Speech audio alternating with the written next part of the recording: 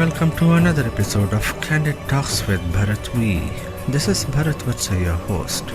Today on the show we have Sanober Pardiwalla, India's only stuntwoman artist of Bollywood, who also has gone through the most difficult training in the world, in Shaolin Temple, China.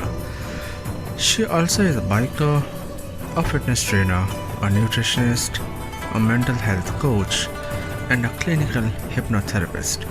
So let's hear about her stunts experiences, the challenges she faced during the most difficult training of Shaolin Temple, and the other aspects of her life. Please do listen to this episode till the end. Before we begin, please do not forget to subscribe to this podcast channel, and you can connect with me on my Facebook page at Candid Talks with Bharat. So let's welcome Sanober Pardiwalla.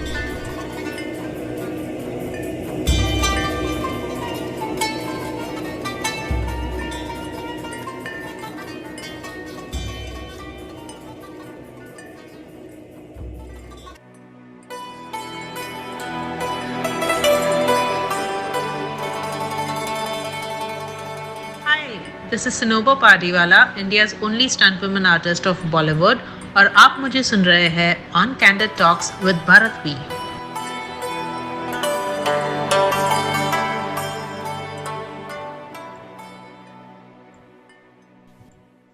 Hi Sanober, welcome to Candid Talks with Bharat. How are you doing in this pandemic? Hi Bharat, I'm doing good. How have you been doing? Well, doing good. Quite hectic though. So working almost 14 hours a day. So wow. Yeah. So tell me, Sanober, how did the COVID impact film industry? Now, you coming from the film industry background, and we'll proceed further to the other part of the questions, but just wanted to understand how overall it has impacted the film industry. Well, it has impacted the film industry quite bad because a lot of movies are stuck.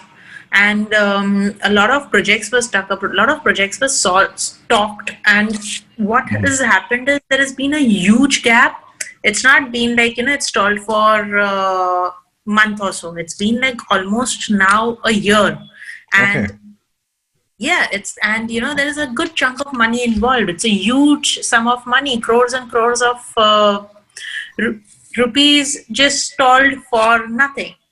Mm-hmm. So yes, it's a huge pinch on the producer's pocket, which kind of, it's like a long chain. So it's, it's a domino that just falls on to every single person who's working in the industry, be it from the small scale worker to the largest producer.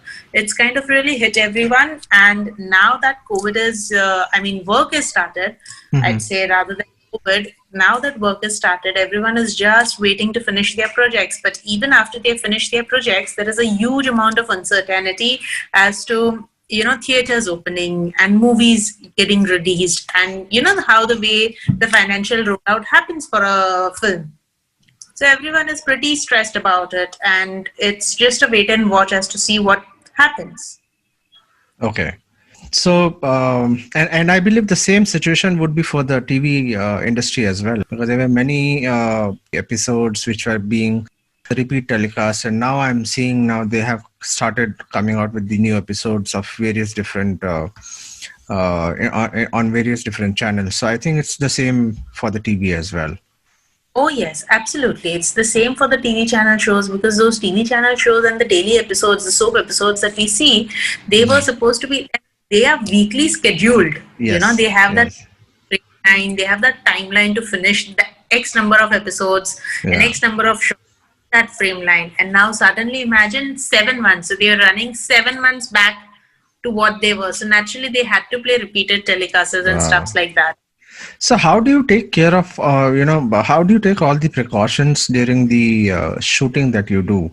Because there are multiple, people involved, there'll be so many members in your staff, and going places for doing the shoots and meeting different people. So how do you make sure that, you guys, everyone is protected and everyone is taking precautions, and they do not catch any virus or something, or they do not get any come in contact, each shoot, like post the lockdown, I must have completed 5 projects, and with each of the 5 projects, I was tested for COVID beforehand, a Okay. day prior to shoot.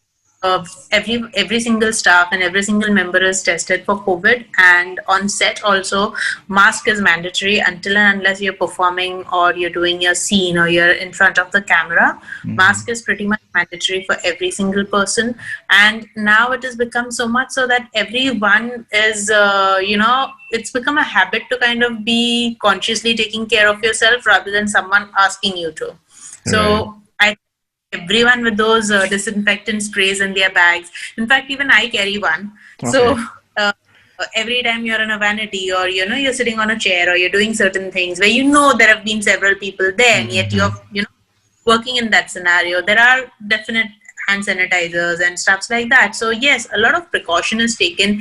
Even food is ordered from one particular spot. Normally we would order from a subway or things like that, but now since everything is, they're trying to take control, and there is a good amount of people involved on a shoot. Minimum 50 to anywhere up to 50 to 100 people are involved on one particular shoot. So when Yeah. that happens, of chances, and there are many reasons for the infection to get in. So a Right. lot of our stuffs are sanitized. Even when you enter on the set itself, your bags, your clothes, and everything is sanitized. So there is a good amount of precaution which is taken care of. Okay. So it's kind of it's actually become a new normal for everyone then. I mean, Oh yes, in fact, I was shooting with Bharat. The entire movie got postponed for a month. We were supposed to do this in November 30th. We did it by December now, closing to 30th. And that was only delayed because 2 actors were COVID positive. oh.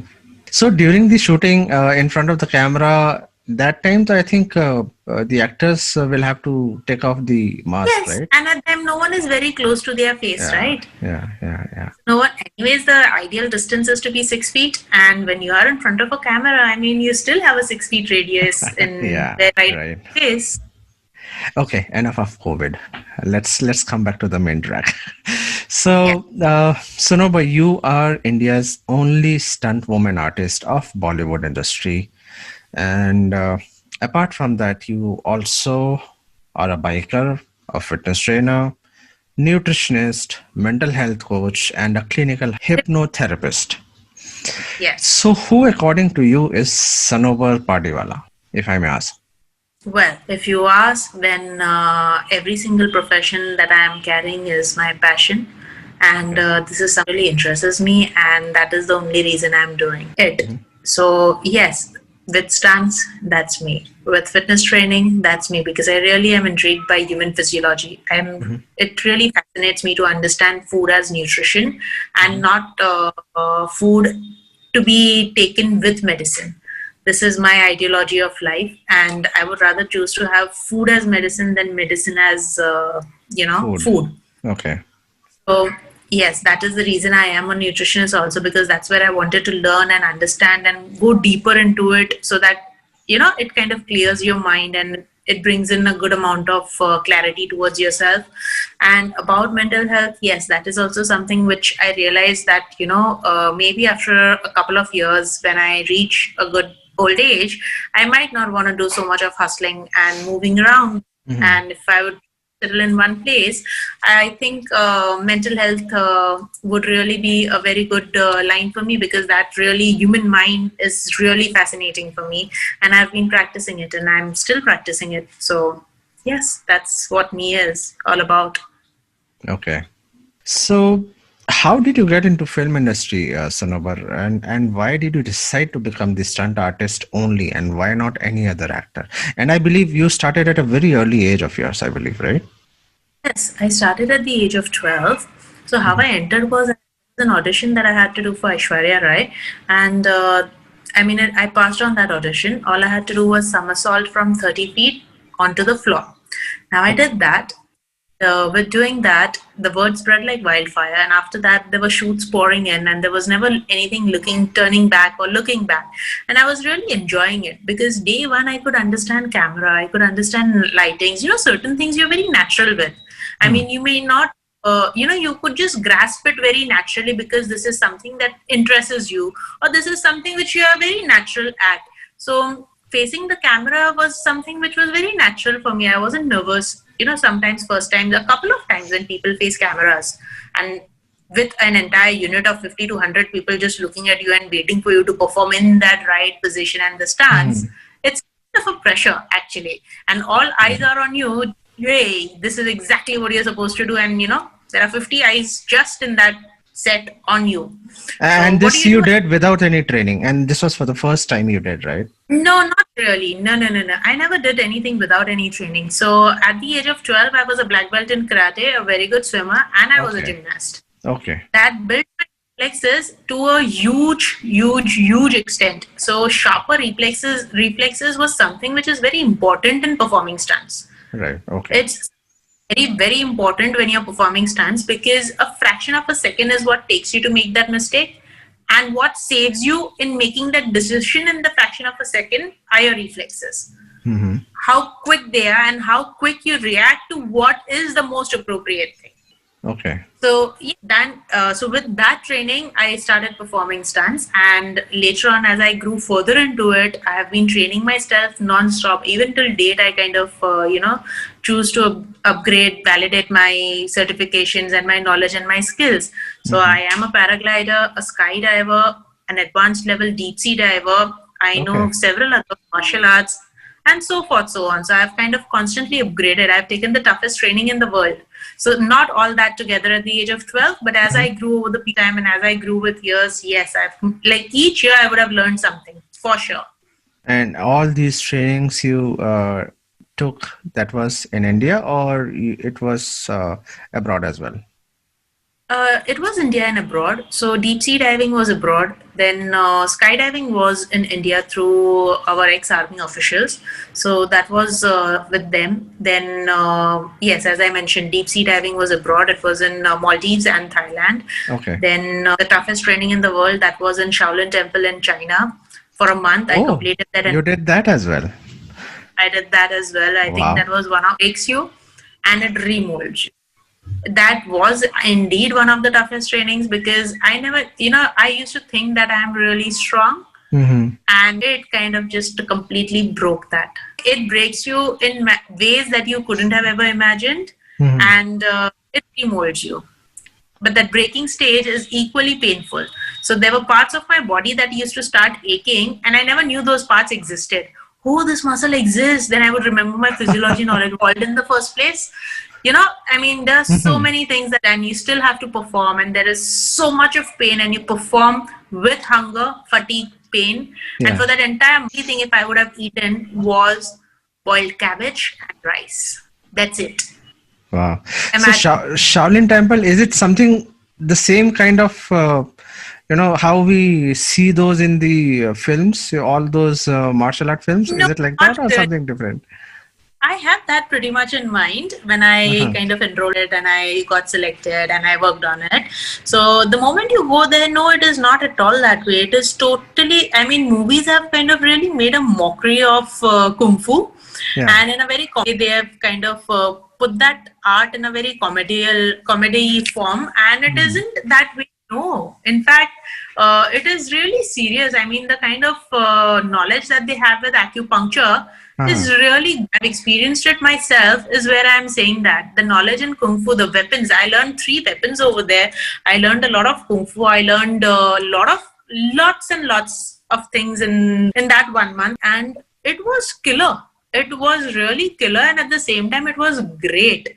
So is it true that, they first take a test of the person who wants to become a disciple and go and learn there, or anybody can go there and join them and learn? So sadly, what has also happened is a lot of Westerners, so a lot of poverty used to hit China, and a lot of Westerners used to take advantage of it. So initially, that was their the selling point. This was their art, this was their selling point, and now it has become more of a trade, wherein people from all Western countries just come to probably do a shady course for a week or something like that. They learn everything for a week, and then they just go back to their countries and open up huge centers claiming kung fu and claiming, the several weapon forms and the forms of kung fu, wherein they don't even know 1% of it. So Oh. that is the reason they are that way, is why you have to build their trust, because even I had to do that. And I tried to go to the core reason of it, that why is it that, this is the system here, and that's where I've understood it. So a lot of things are misunderstood and kind of shown with a lot of hatred, which is done just hatred towards them, and finding a notion and just making a conception about them that this is how it is. But no, in reality, once your master understands that it is not that you're trying to steal their art and take it away to your country and then just open up a random big thing wherein it's not, you're insulting it basically. Right. Yeah. It's an absolute insult, and you're removing them. You're just bringing them down. You're killing them out. So once they realize that you're not gonna misuse it, and once they realize you're not gonna twist it and turn it any other way, that's when it took me 2 weeks to that. Normally they don't teach any weapons in a month. They taught me 3 weapons. Okay. The person who was training me started believing in me, and he started training me for weapons. Normally they don't do that. They teach you weapons in the 3rd year. He taught me weapons in 3rd week. And you did this entire course there for how many weeks? For 4 weeks. For 4 weeks. Wow. And 4 weeks you learned 3 weapons. Amazing. In 2 weeks, I learned 3, because only after the first 2 weeks they started teaching me weapons. Wow. And that's when they realized one fine day, they were like, come on, we gotta show you something. And I'm like, what? And is it mandatory to know Chinese or Mandarin? A few words, and if you know a few things, it would be really handy. So it is Shaolin situated, it's very situated also in a very difficult place. So where is it situated exactly? It's situated in the Guangzhou province in China. And what happens is it's situated in such a place wherein even if you had to go to the nearest supermarket, so this is the process to go to the nearest supermarket. There are no cabs, there are no scooties, there are no nothing. So you have to go everything on foot. Now from your hostel, it's a 2-kilometer downhill to the temple ground where you do your training and stuff like that. From there is another 2-kilometer walk to the main gate. From the main gate, there is a 20-kilometer bus ride to the nearest city, which drops you at the supermarket. Now, at the supermarket, so this is the mistake that I also did. At the supermarket, the moment you see things, you see fruits and you see food, you're like, pick, pick, pick, pick, pick. But after you pick, you'll have to carry everything. So 2 kilometers walk all the way till the main gate, to the temple ground. Now the 2-kilometer hike. And that hike is a painful hike. It becomes a 20-kilometer hike. Yeah, totally. And on high altitude, this is on high altitude. After a point, you would be like, oh, do I need that milk? Forget it. I'll leave it here. Do I need this? Like, you actually start calculating the stuff that you're carrying. Probably that is the reason, they even allow you to go to the shop, Superstore, and then they know that you won't be able to carry it back.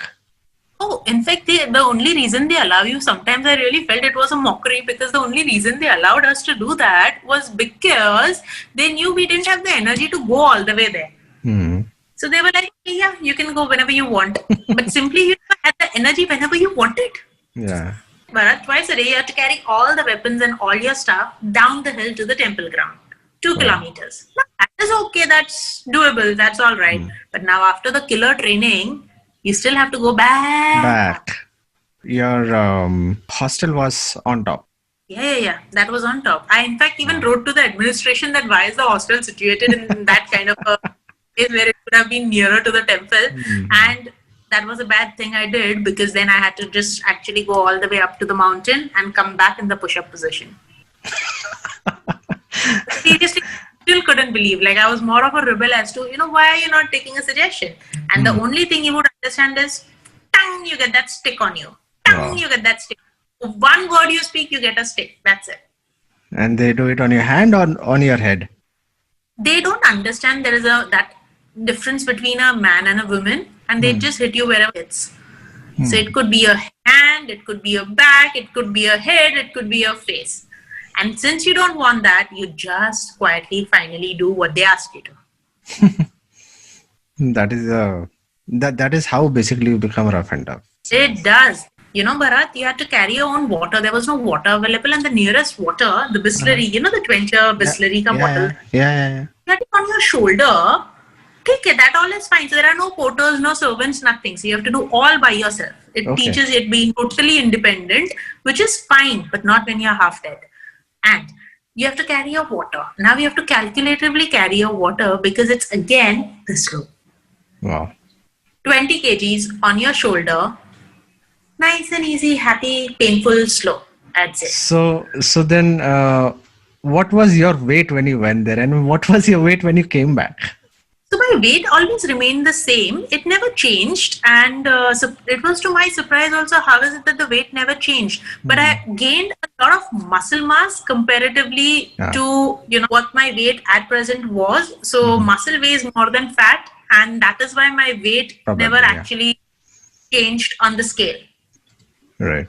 Maybe. So tell me something, Sanober. I mean, every parent, they want their child either to become a doctor or an engineer or something different, or take up some different profession, maybe a lawyer or something else. But I don't think anybody would have ever thought of their child to become a stunt artist, especially when they know there is kind of risks involved. So when you decided to become one, what was the reaction of your family? Well, my family initially thought that, these are one of those crazy phases and, ek do bar let her do it and then, it will fizz off on its own. Whereas children, you're attentive, you see something, you get fascinated, you want to do it, and it's over, it's done. It's more like that. So my parents thought initially it was like that. And instead of just holding me back, they were like, do it 1 or 2 times, finish off your craze, and then once you're over and done with it, we'll get back to work. Yeah. But that didn't happen, and the moment they saw how I was getting serious into it and they saw how better I was getting at it, they actually started, their only concern and their oath that they made me take was for my safety. Their only concern was my safety. So no matter what I did, their whole idea was that, safety should be my priority over anything else. Right. Yeah. So which film was your first break, that you got your first break? I think it was between Veer Zara and Bhoot, or even Love Story of a Spy, Preeti Zinta and Sunny Deol. Okay. And at that time you were around 12 years. That time, 13. 13. And which one was that for which you gave the audition for Aishwarya Rai? This was a Nakshatra ad. At that time, she just got Miss World. And this was her first thing that she was the brand ambassadress for. For Nakshatra, I do remember that. Okay. Yeah. So my next question was actually related to the training. How do you train yourself for these stunts? I mean, I understand the background now, whatever you have done and what kind of training you have done, you have taken, undertaken to improvise yourself. But before every stunt that you perform for any film or any action sequence, I'm sure you obviously might be getting the briefing from the director or whoever the action director is. But before performing those stunts, how do you train yourself? I mean, not just physically, but even mentally. How do you do that? Well, I have developed physically. Physically, you can never train specifically for a stunt. Physically, you have to always train yourself in terms of maintaining your fitness and your reflexes and your sharpness. So that is one thing that I do and practice it on almost daily basis, or I would say 5 to 6 times a week. So this is one thing that I have, kind of followed up as my daily routine. Like normally how people up and brush their teeth. For me, exercise is also a part of my daily routine, my daily life. It's as good as that. So that is one thing. And there is no one fixed form of workout that I do. I do a lot of different forms of workouts. So it has really helped me with my body. With my mind, I've developed this on-off switch. There is this absolute, I would call it as an on-off switch. So when you're performing, you cannot afford to be emotionally unstable or disturbed. Okay. Because that can actually be one of the core reasons for you to make a mistake, or mistakes which are happening for you to unsee them and overlook upon them and make a mistake. So that's where I love this on-off switch. Okay. So tell me something. I mean, typically, whenever any project is taken, and be it any field, okay, um, we typically do a POC, proof of concept, and just to try that. Okay, if we do this, then this is how it is going to get performed. If we do this, this is how it is going to give you the results. So for the stunt performances that you do, so I understood the training part, but then before you actually go and perform those, do you kind of do a kind of a rehearsal or something? Okay, this is how we should do, or this is how we should improvise before you actually give the final take. Yes, there are a lot of rehearsals, and so every project has a sketch line, thought process of what the director is wanting. Then we put it onto a board, a storyboard, where how it can be achievable. Then there is a lot of physics and maths that comes into the picture in terms of actually whether it is physically possible, and if it isn't, how can we make it possible, what are the factors we can add in. So yes, there is a lot of R&D and a lot of mathematics and physics that go into picture first on paper, on board, and then we start executing it, and then we start framing that entire set. Then we see, like, all right, math is right, physics is right, but at the same time, how physically it is doable, how much of it is practical, and how much of it is achievable. And if it isn't, what are the changes we should do? What are the things we can add to it? Or how can we make this achievable? So every time you see a Spider-Man movie or a Krish 3 movie, when you see things flying, they don't just fly out of no reason. They fly because there is a lot of mechanics and a lot of, system that goes behind, including the camera, including the ropes, pulleys, and everything that goes behind in making that scene possible. Okay. So falling from high buildings, waterfalls, cliffs, bridges, or maybe high speed racing and crashing, etc. So I would have asked you, case mein dar nahi lagta aapko, but now I know that nahi, aap on off switch, you have that on off switch. So probably that is how you manage. But then kabhi aisa khayal aata hai ki what if something goes wrong and you get hurt? Aisa, do you get those kind of Oh, of course. That I was the biggest pessimist at the age of 16, and it really hit me hard. The same thought really hit me hard because I had seen many people getting paralyzed in front of me. Some people break their bones. Some people had, so I realized it at 16, and hence these were my other professions too. Is a stuntman just break his shin bone on his left leg, and that was due to it was due to a dumb mistake. Simple as this, it was due to a dumb mistake. Okay. Now, the first mistake that was, be it whatever, the whole recovery process took him 6 months. So 6 months he was out of work. After 6 months, after his full recovery, initially he would be able to jump from 10 feet and roll and get up and move. Yeah. After the full recovery of the shin bone also, he wasn't able to jump even from 5 feet. Oh. So that, and such incidences which, kind of kept on repeating, and, I would learn from each incident. I would learn from each mistake, not of mine, but from others. And that's exactly where I realized that, how long, or what if something ever, that kind of a thing happened to me, what would I do? So that's exactly where I realized that, I need to have certain alternative forms of professions also. And that's where I started studying exercise physiology and nutrition. That was my first alternative career that I started. And I started practicing fitness from the age of 18. I started training people. I started going over to their places. I was training them big time, and nutrition went hand in hand because it really helped people when someone's getting onto, a fitness zone, it really helps them. You have to teach them to also eat right, because what goes in is what shows on your body.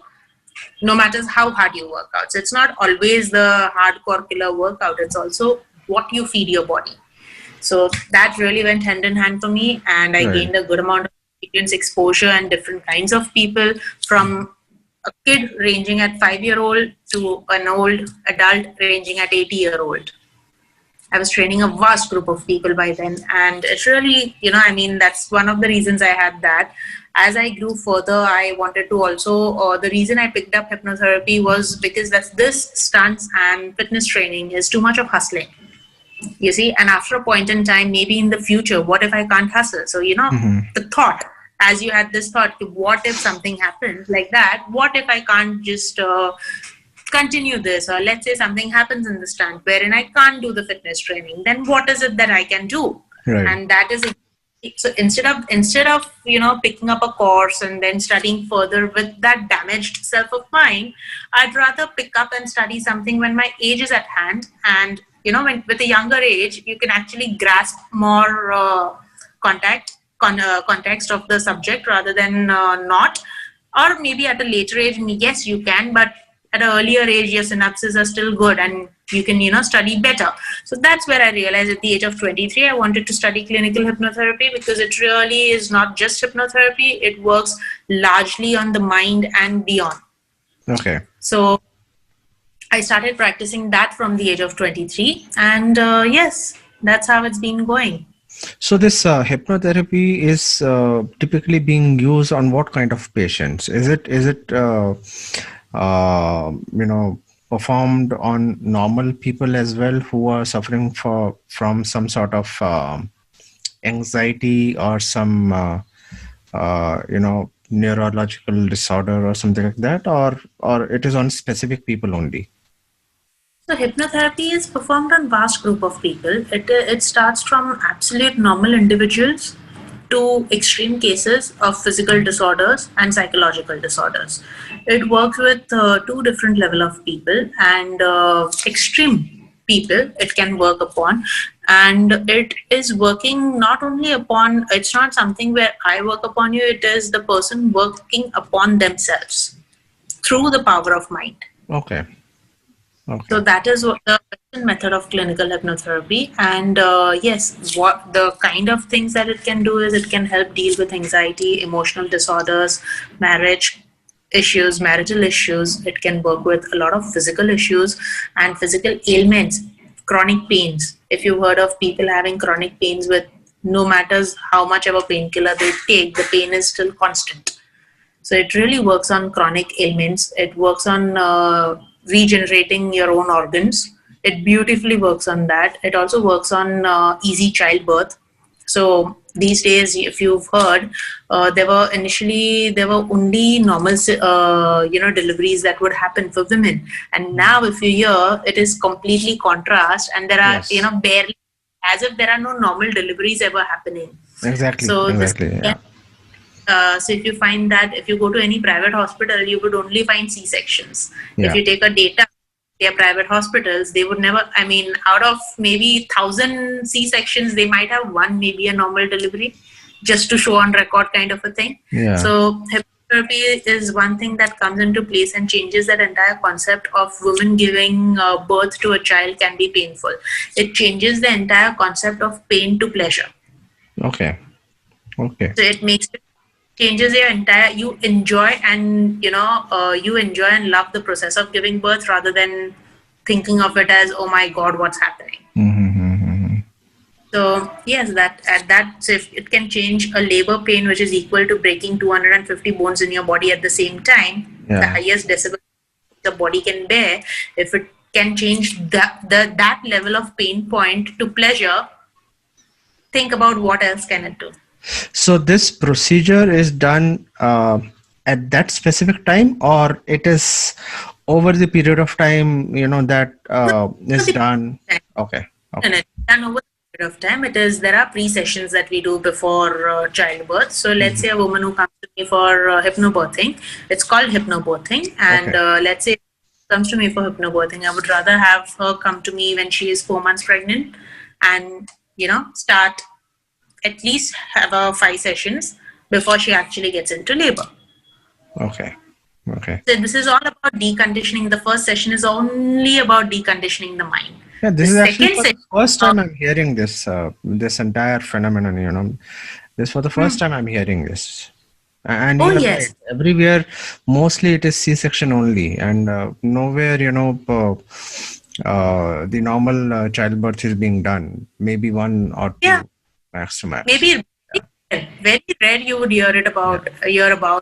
And now, because women are getting more conscious about it, and people are understanding the side effects of the C-section also, the 3 month of pain and the whole process that you yourself also as an individual go through.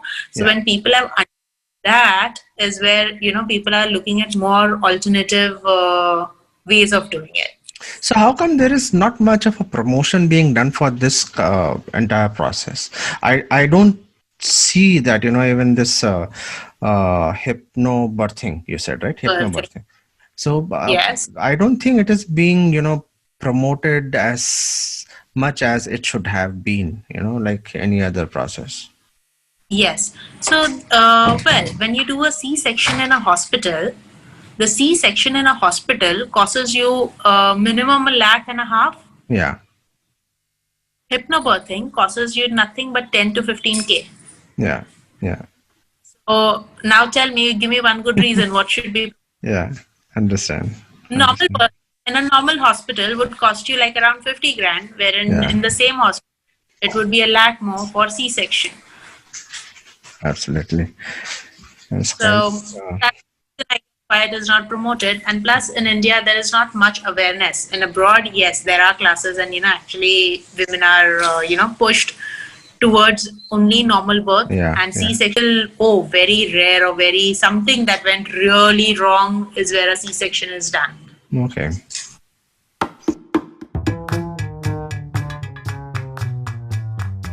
So that was Sanober Pardiwalla, India's only Marvel stunt woman artist of Bollywood, who also is a biker, a fitness trainer, a nutritionist, a mental health coach, and a clinical hypnotherapist.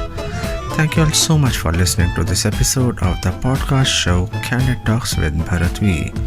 If you like the show, please do like, subscribe, and share with others. If listening on Apple Podcast, do not forget to rate 5 stars. If on Spotify or YouTube, do not forget to subscribe and share. All the bikers can listen to this podcast episode on bikersclub.in. इसके साथ हम आज का सफ़र यहीं समाप्त करते हैं. बातों का सिलसिला जारी रहेगा with Sanober Pardiwalla in our next episode of Candid Talks with Bharat V. Stay home, stay safe. This is Bharat Vatsa signing off for today. दुआओं में याद रखना. जय हिंद.